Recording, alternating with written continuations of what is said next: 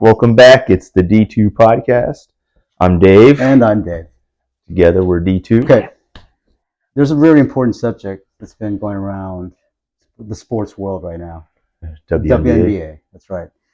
And in particular, their new collective bargaining agreement is coming up, where the players will create another labor agreement with the WNBA to going forth probably for the next 5-6 years or so. I don't know the exact term. Do you know anything about like what their they always requests? Typically it's like they set parameters for minimum wage, minimum salaries, and time off and arbitration, things like that. Now, as we know, the WNBA has never made a profit in its existence. What about the last year? Have they? No, how close was it? Overall, it was.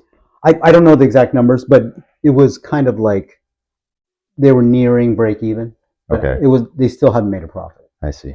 But they made great strides in terms of fan awareness, and their numbers have just been through the roof in terms of attendance and TV viewership. They've had some pretty big years the last couple of years. I mean, the last two ever since someone joined the WNBA there. Oh, you mean that little white girl? The little white girl joined the NBA? I didn't want to bring race into it. Oh, okay. That's what I refer to her as. But little white girl. All right. Anyways, that's a tall little white girl. She's obviously the popularity has gone up since that. I didn't know what the ratings were like, though. It seemed like they did, make a significant boost, but not enough to make a profit, I guess. Huh? Yeah. One number that I saw was that every TV game that was played with her in it was roughly 3 times the normal average viewership.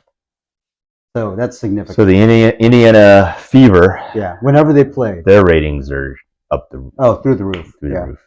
Absolutely. That's interesting. So she has obviously. I mean, I mockingly say little white girl because that seems to be the attitude from some. You think players. There's a little racism involved in? Just a little, just a smidge.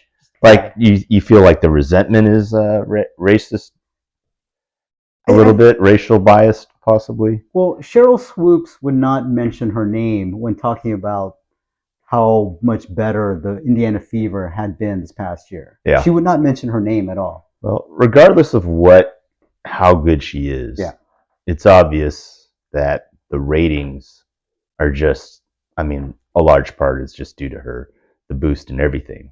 We talked about this. And so people got to ask themselves, why is she, causing such an uproar? And is it because is race part of it? Maybe. I think it's part of it because it's definitely part of it, and that maybe there's resentment because of that. Because if she was black, she wouldn't get as much. The ratings wouldn't climb as much because of that. I agree.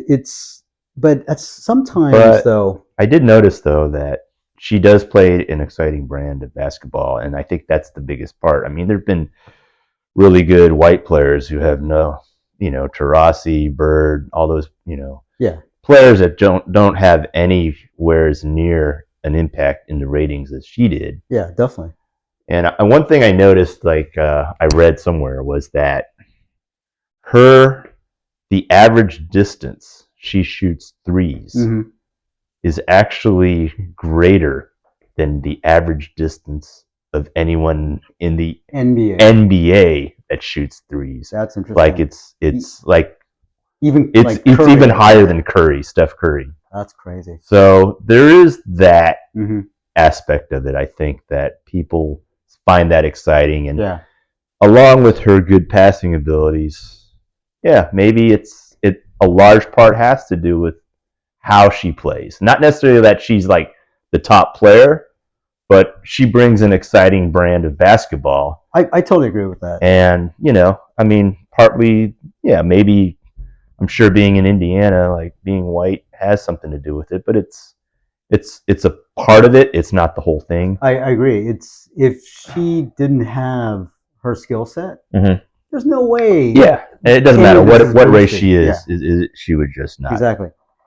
But I think being a minority ethnicity inside the WNBA. Well, being white, helps. being Definitely white helps. in a country that's majority white, in a sport that's maybe not as white. I don't know what the percentages are as far as the players go, but obviously, at least 50 or more than 50% of the WNBA is black, right? Might be 70. Might be 70. Yeah. I think.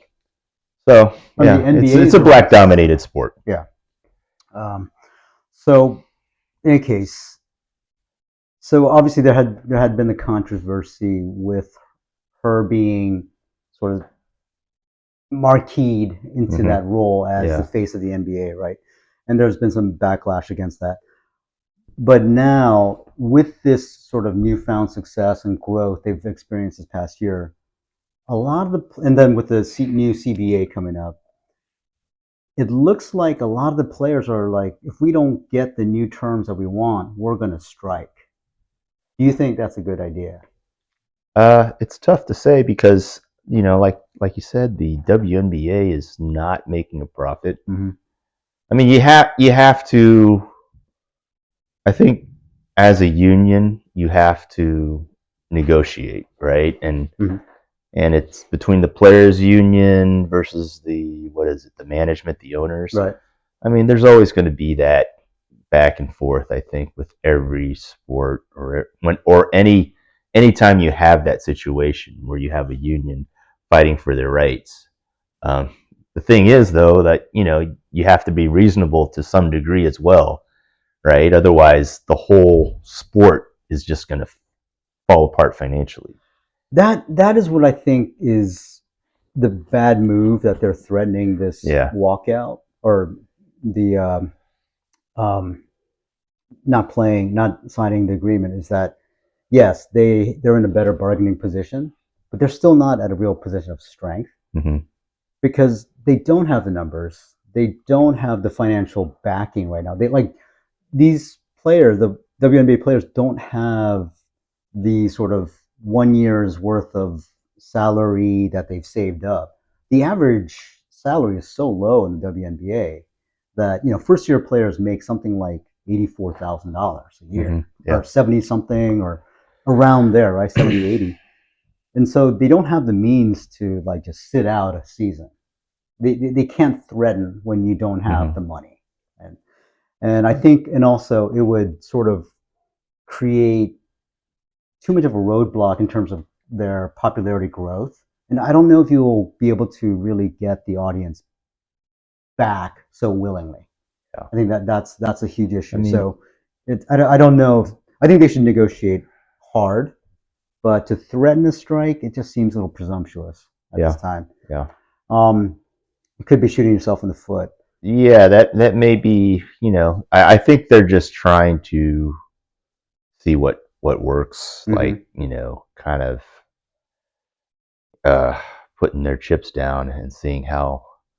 Maybe doubling down on that, on it being such a one of the better seasons so far. Yeah. And saying, okay, let's see what we can. We're going to go all in and see what we can get, as much as we can.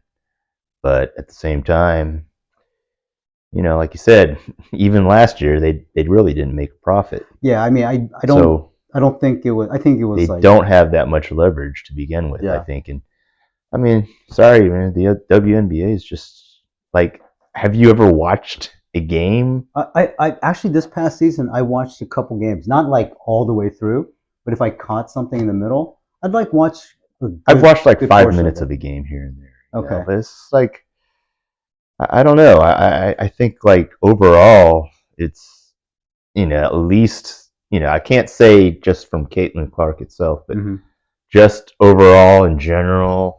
From the last 10 years or so of watching the game, it seems a step down from the men's game for sure. Clearly, the athleticism and not just the athleticism, but the skill level, skill set. Yeah,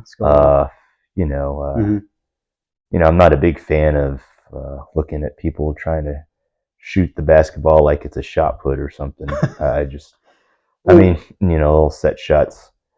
Okay, it's just not an exciting league. Who is? There's very few things that make it exciting. Who is Clark's rival from LSU? What's her name? Reese?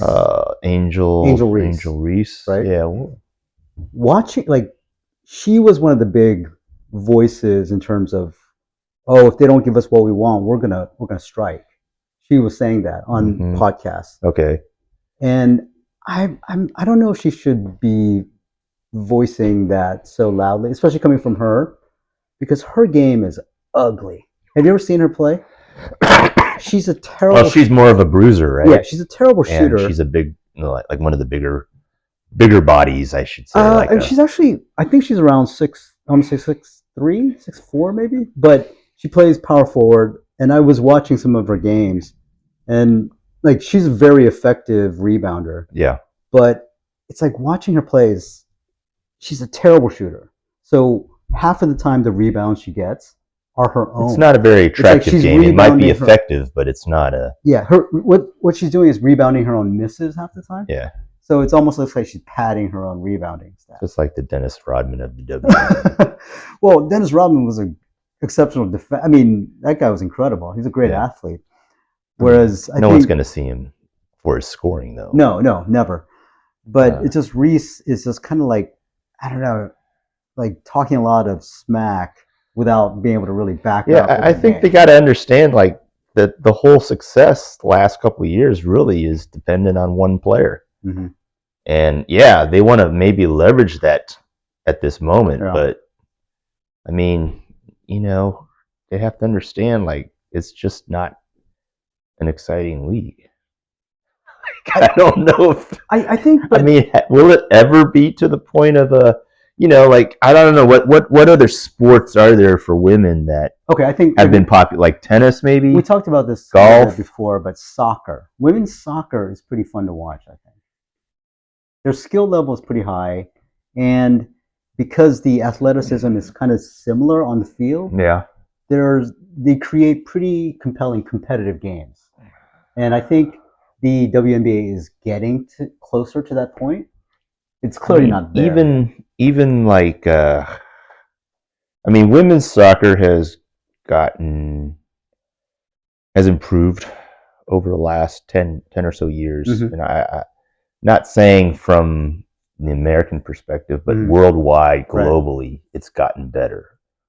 But so USA women's soccer has been super competitive forever, though. They've been the top pretty much. Yeah, but the league is not. The U.S. women have dominated, but that's due to just the rest of the world being really bad at it.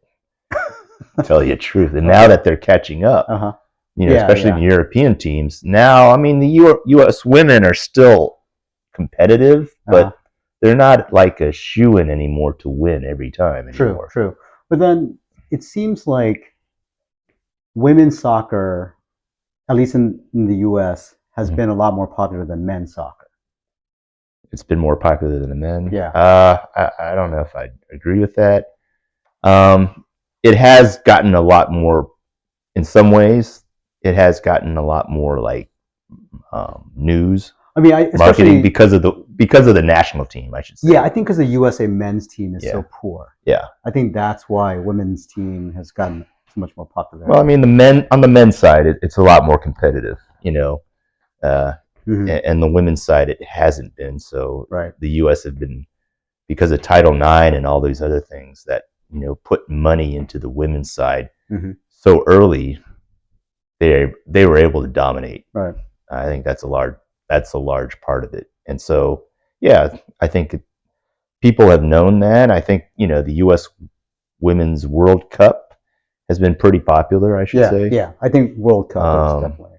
The professional league is not so good, not as popular. But I think the rest of the world is catching up. And there is a women's league in Europe now that kind of piggybacks on the men's clubs. Right. The whole structure is different in Europe. Yeah. But anyway, that's enough talk about soccer. Nobody gives a shit about soccer in America. We're in America. Okay. This is America. You and Dana White. He's a great man.